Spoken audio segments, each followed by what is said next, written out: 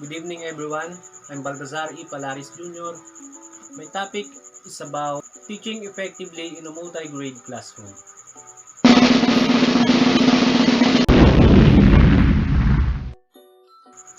In teaching multi-grade classroom, how effective your teaching will largely depend on how well you are prepared to handle multiple activities. The goal is to create diverse instructional strategies both suitable to the curriculum content and based on the needs of students.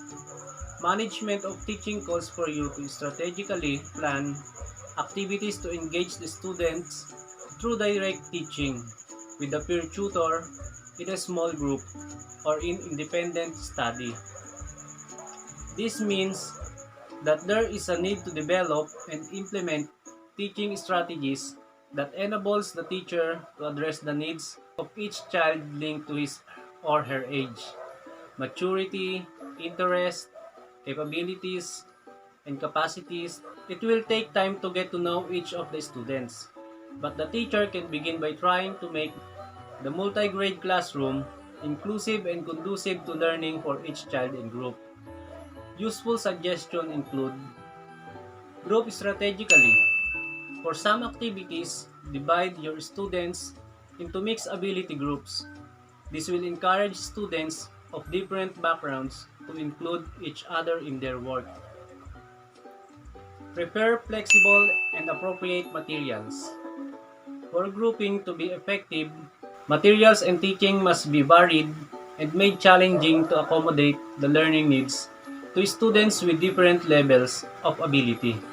Promote self-paced learning while helping students to perform activities together. At the same time, ensure that they are allowed to move through the curriculum at their own pace. Give extra attention to children with special education needs.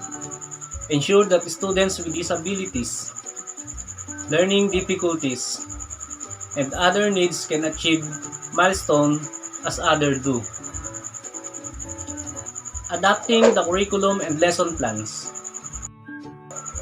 Revisiting and redesigning the national curriculum to suit multi-grade situations according to the number of classes to be combined together. Is essential for teaching the required curriculum content in a paced and continuous manner and for making it appropriate to the cultural and socio-economic context.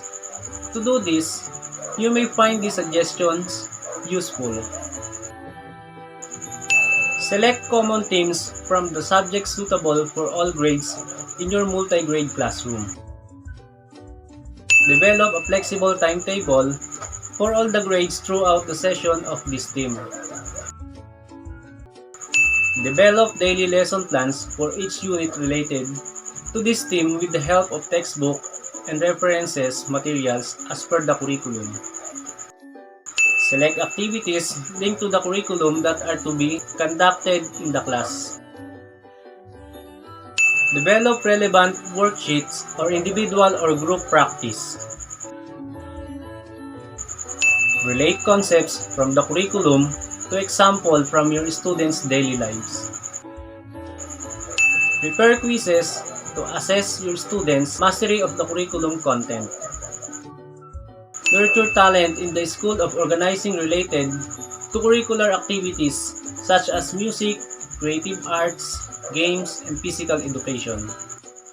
In a multi-grade classroom, the curriculum is best delivered in an integrated sequence of learning activities. Work with students interested in a particular topic to explore this as it facilitates their and your learning. It is also important that you are systematic in planning lessons and developing teaching and learning materials relevant to each of the curriculum units. When developing a sequence of learning activities for an integrated unit, you have to aim for maximum variety lesson planning for multi-grade teaching. Depends on the number of grades combined in the classroom.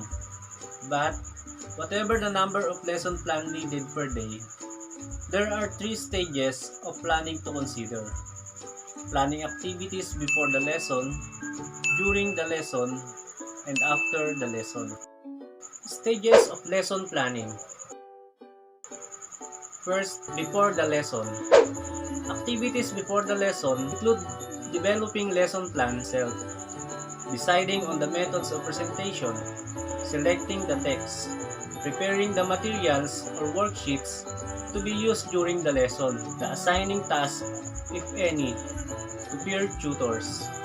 During the lesson, you will need to present the core material to all students again and supervise group work and or monitor individual practice session for every student in class. After the lesson, you may want to evaluate the lesson plan and think remedial methods for weak students. Reflecting on how what worked and what didn't go so well will help you improve future lessons.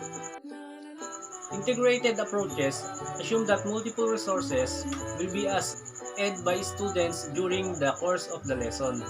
Learning how to use a variety of resources to find information is one of the intended learning outcomes of integrated learning.